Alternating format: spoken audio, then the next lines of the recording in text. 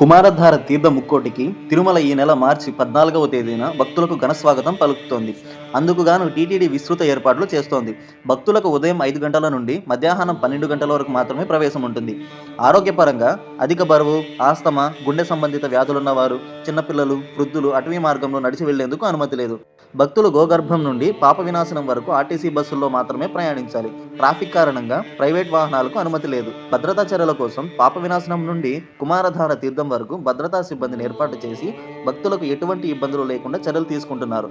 అన్నప్రసాదం పాప వినాశనం డ్యాం వద్ద నుండి ఉదయం 5 గంటల నుండి భక్తులకు పాలు, కాఫీ, పొంగల్, పులిహోర, సాంబార్ అన్నం, పెరుగన్నం అందించనున్నారు. ప్రైవేటు వ్యక్తులకు కానీ సంస్థలకు కానీ అన్నదానం చేయడానికి అనుమతి లేదు. అత్యవసర సదుపాయాల కోసం మార్గం మధ్యలో తాగునీటి కొళాయిలు, షెడ్లు, నిచ్చెనలు ఏర్పాటు చేయడంతో పాటు అంబులెన్సులు, డాక్టర్లు, పారామెడికల్ సిబ్బంది, అవసరమైన మందులు అందుబాటులో ఉంచారు. మీరెప్పుడైనా ముక్కోటి తీర్థాలను సందర్శించారా? ఈ విషయాన్ని మీ బంధుమిత్రులకు, కుటుంబ సభ్యులకు, స్నేహితులకు షేర్ చేసి మన అలా తిరుపతి నగరంలో పేజ్ని సబ్స్క్రైబ్ మరియు ఫాలో చేయండి. ఓం నమో వెంకటేశాయ.